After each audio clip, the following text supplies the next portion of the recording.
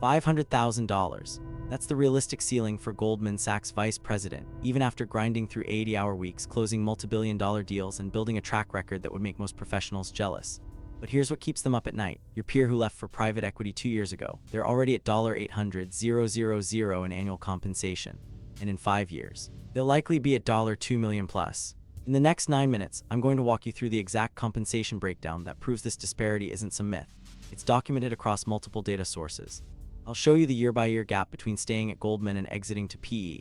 I'll break down the actual IRS tax mathematics that means that $300,000 annual salary difference translates to $180,000 to $360,000 in real household take-home income per year depending on your tax bracket and state of residence. And critically, at the 7-minute mark, I'll explain why the window to make this decision doesn't stay open forever, why waiting another 5 years could cost you millions in lifetime earnings. Let's start with the Goldman Sachs compensation structure, because most people don't realize how capped it actually is.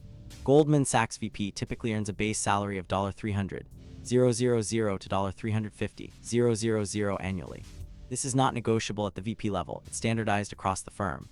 Then comes the bonus, which is where people think they'll make real money. In a strong year, a productive VP might receive a bonus of $150,000 to $250,000, bringing total cash compensation to roughly $450,000 to $600,000.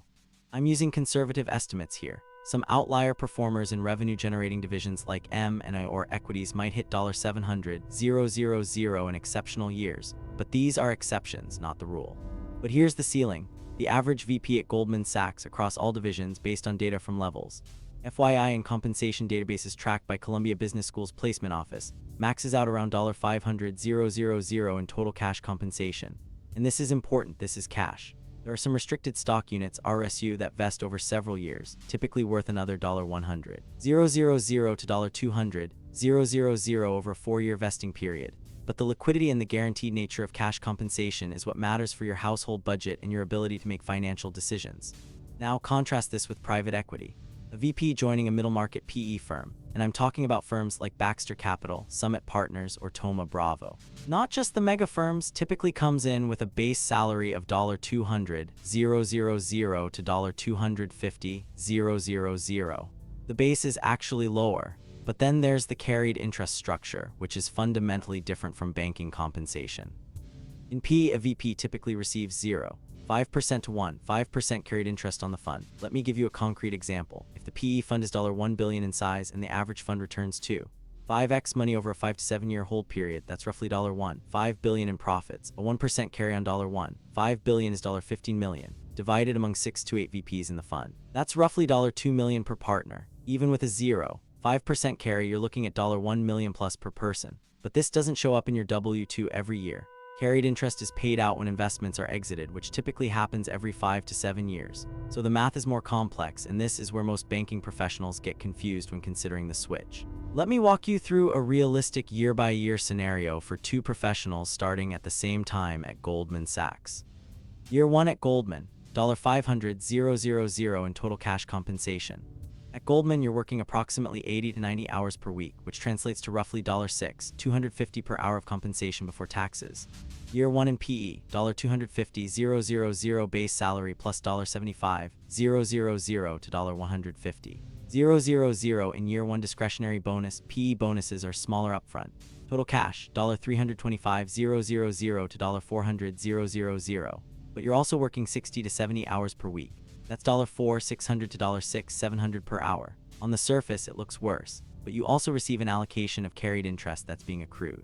That accrual isn't in your bank account, but it exists. Years 2-4 in PE, you're earning $350,000 to $400,000 in annual cash, plus your fund is deploying capital and building value.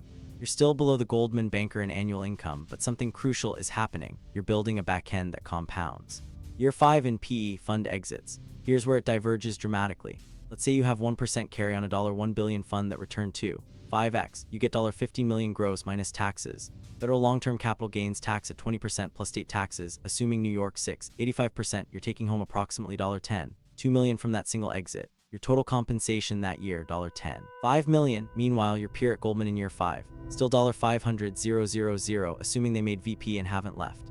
Now I need to address the counter-argument that some banking professionals make, but PE carry is variable, my Goldman comp is guaranteed. This is technically true, but it's not the full story. Here's why. Even in down markets, PE funds aren't returning 0, and even 1.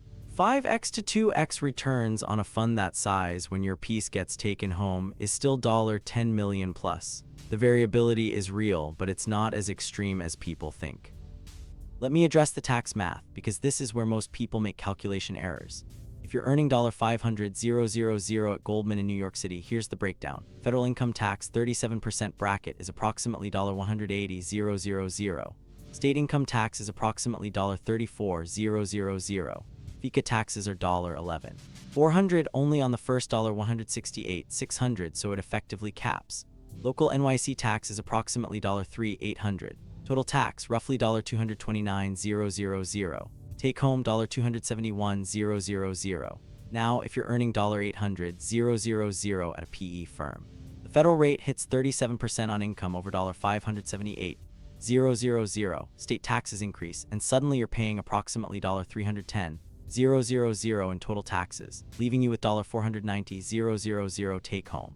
The $300,000 salary difference translates to roughly $219,000 in additional take-home income per year. That's $1,095 million over 5 years. Then when that PE fund exits in year 5, the carried interest is typically taxed as long-term capital gains at 20% federal plus state, not as ordinary income at 37%. So on a $10, $2 million carry payout after a standard 20% federal tax and 85% state tax, you net approximately $7 million. Your Goldman peer, if they've been saving their $271,000 annual take-home, has maybe accumulated $4 million over 5 years, assuming no additional investment returns. The gap is already $3 million in pure wealth creation.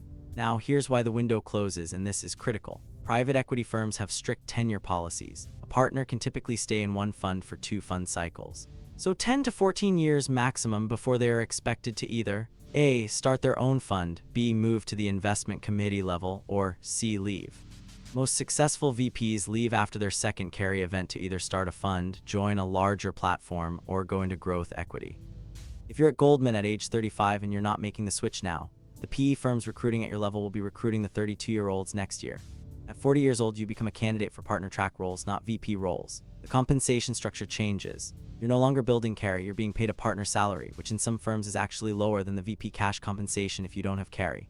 Additionally, the earlier you join PE, the more fund cycles you participate in. Join at 32, you can potentially be part of 3 major exits before age 50. Join at 40, you get 1, maybe 2. The compounding effect is dramatic. There are legitimate reasons to stay at Goldman, and I'd be incomplete if I didn't address them.